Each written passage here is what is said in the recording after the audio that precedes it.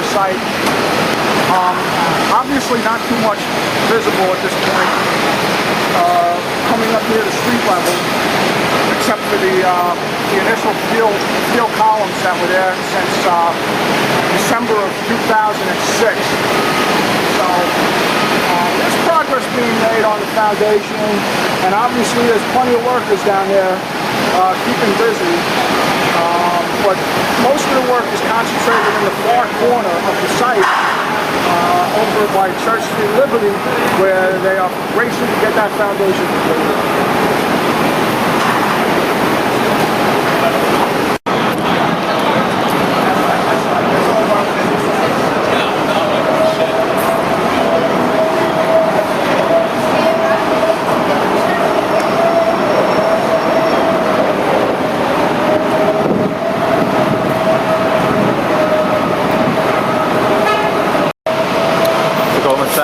Somebody posted on the Jersey City site and said, because they know I work over here, they asked me, did you see anything happen? Because at the Goldman Sachs site. Yeah.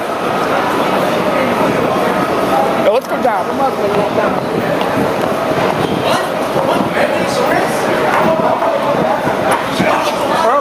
I can do a voiceover on this one. Go ahead. Earlier today, this is the Goldman Sachs building. The steel has been rising for the last 8 months, and it will be about as tall as 7 World Trade Center, which is that away. Earlier today on this site, apparently there was an accident of some sorts where some steel was dropped or otherwise improperly placed by a crane, and apparently a worker was hospitalized. But this building is probably about 6 or 8 months away from being completed, and Goldman Sachs is going to make this building their world headquarters. I think presently their world headquarters is over on Broad Street, although it could be, I'm not 100% sure, it could be up in Midtown. This is the Goldman building. The tower structure has a smaller footprint than the ground footprint, because this section of the building here, the first several floors, are going to hold Goldman Sachs trading floors, and all of the big investment houses want large open floors for their trading operations, and that's why this building is a very big footprint at ground level, and as it rises, a smaller footprint.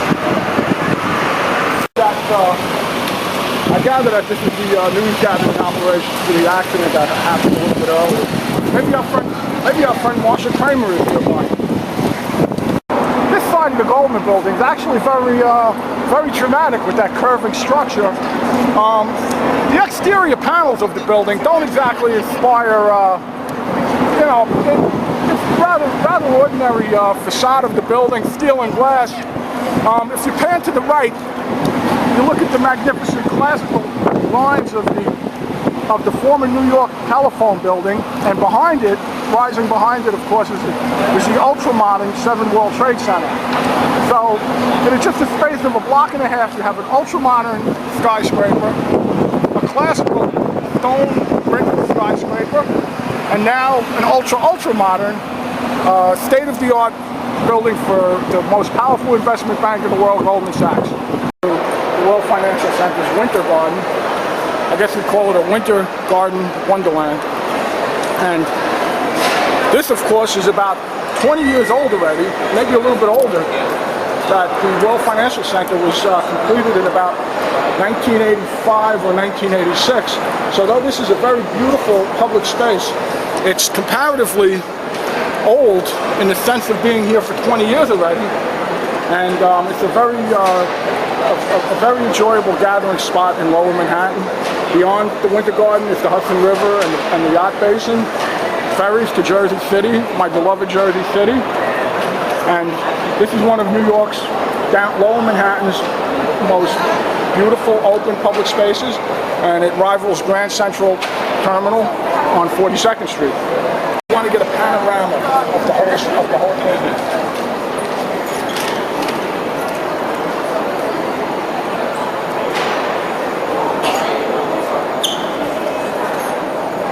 Here we are at the east end of the World Financial Center garden, Winter Garden.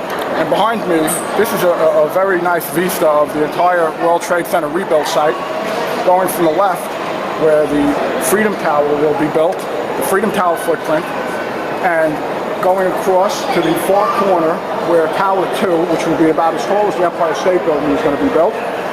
Further to the right, going towards the path canopy, will be the patch station, the South Courthouse Travel patch station, and then of course panning past Century 21 into the area where they're currently digging the foundation for Tower 3 and 4.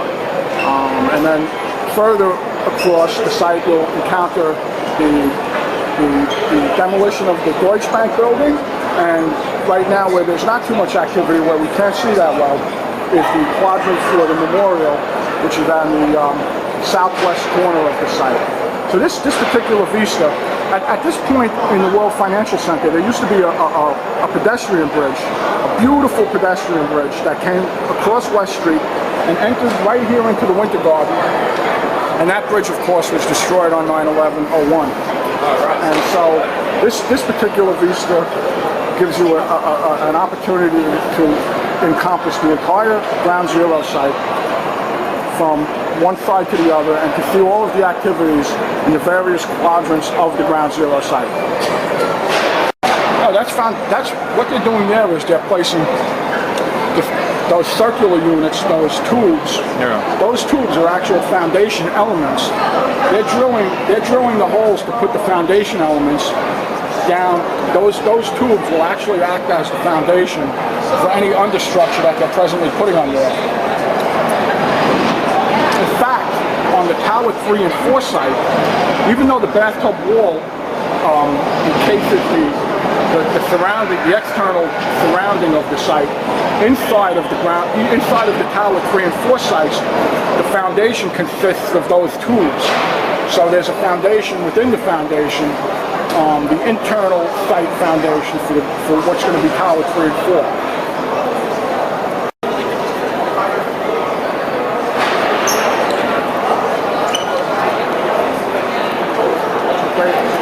Great deal.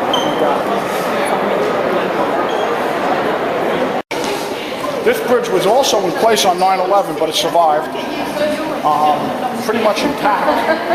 But looking north, there's obviously now a temporary pedestrian bridge, which will not be in place after they complete the underground pedestrian passageway.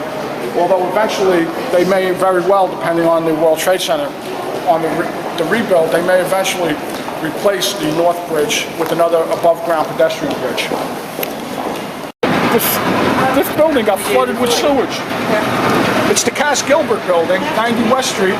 Cass Gilbert is the same guy who designed the Woolworth Tower, and apparently some sewage got into the basement of that building, and the people aren't in there right now. They've been relocated. The World Trade Center site, and that structure there is the present Path train station. This is looking north. The wall to the right will actually be Greenwich Street. On the completed site, Greenwich Street will run across the top of that wall. On the other side of the wall, where that equipment is working, is where they're racing to finish that foundation. And of course, no tour of the World Trade Center site would be complete without finishing up near the Deutsche Bank building, currently idle since August. By now, had that demolition continued, that building would be nearly gone. So 3 months worth of work stoppage means that building's still there. Further on is the Cass Gilbert building, where earlier this week or a couple of weeks ago there was a sewage leak that forced all of the tenants in that beautiful building to evacuate. This has been Rick Shepard reporting for PaperbackNovel.com.